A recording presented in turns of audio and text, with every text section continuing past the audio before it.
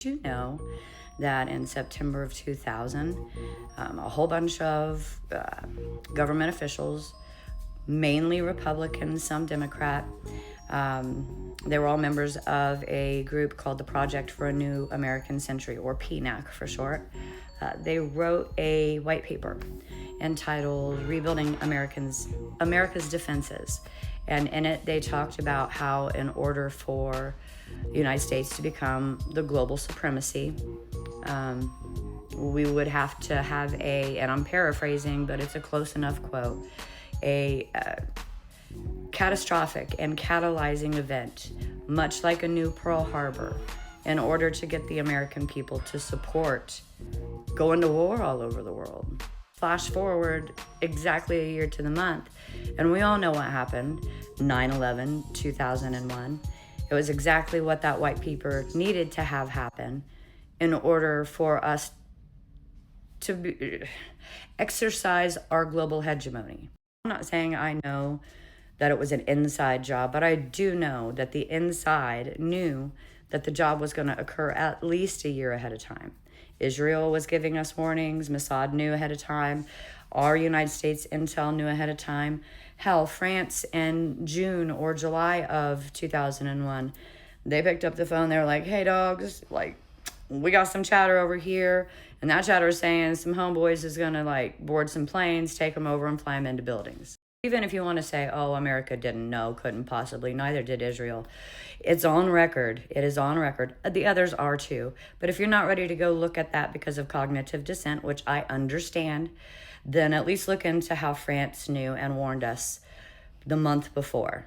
Those who think like, oh no, the government would never allow an attack like that just simply to become a reigning global superpower. Let's go back in history a little bit to World War II, or just prior to, where FDR had gotten intel and chatter that the Japanese were on their way. And he had at least 8 hours of a warning of, like, they knew they were on their way. And what did he do? He told the top generals at the time to do not let anybody at Pearl Harbor know. We need this attack because the American people are not going to vote for going to war, not after what just happened in World War I.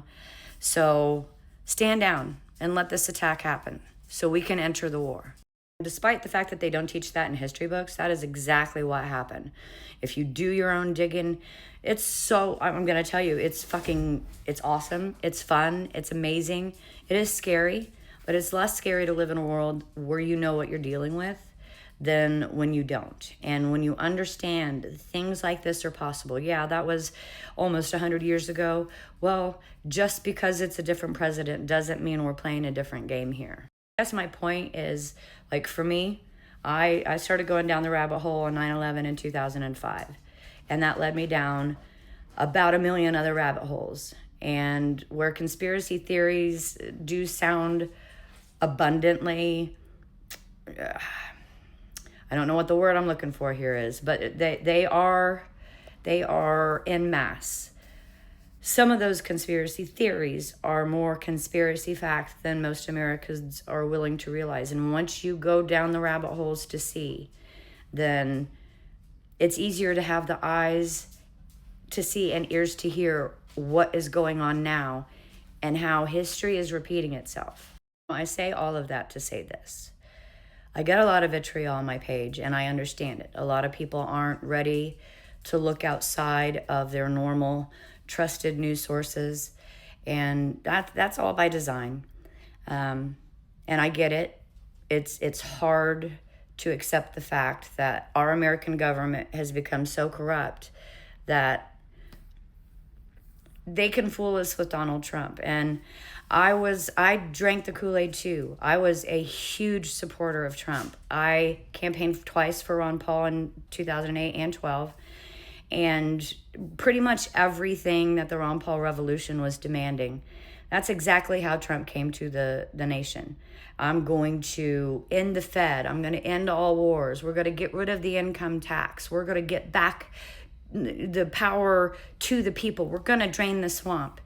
And none of that's happened. And we can't assume it was the shot in the ear that changed him. I truly, firmly believe, and this is my gut, and feel free to disagree, but I think the shot was staged. It's either one of two opinions in my book. The shot to the ear is what made him go back on all of his campaign promises, or the shot in the ear was staged to make us to continue to believe that Trump is working in our best interest. He ran on releasing the Epstein files, and that did not happen. He's laughing in our faces, and we're sitting here too busy fighting each other, too busy left versus right, white versus black, Christian versus anything else. And when I say Christian, I mean Judeo-Christian, Zionist Christian. True Christians, they have the eyes to see. They have the ears to hear. If you're in your good book, then you know what we are in right now. And these are the scariest times. I'll say even scarier than the Great Depression, even scarier than the World Wars. It definitely will go farther than Iraq and Afghanistan unless we pull out now. And if Trump really wants to save face, he'll do just that. So there was my piece for the day. Know that I come here to you all with the information that I have in order that somebody might hear something that plants a seed in them, in order that they might then go look and research for themselves. And the more of us, that type of person, if there's more of us out there like that, then always remember, out of the 13 original colonies, it took less than 10% to form this more perfect union. And although our constitutional republic died with the founders, it's our watch now, and it's up to us to keep it. And it gave clear instructions to each and every one of us. When a government becomes corrupt, it is your duty to alter or abolish it.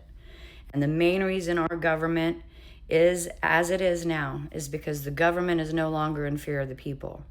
If you remember Greece in 2012, when their economy went to shit because of the parliament, what did they do? Now, I'm not recommending we go and burn down any Capitol buildings, but I am recommending we go and we make our voices be heard, and we put the fear of the Lord and the people back in Washington, D.C. That's when things will change.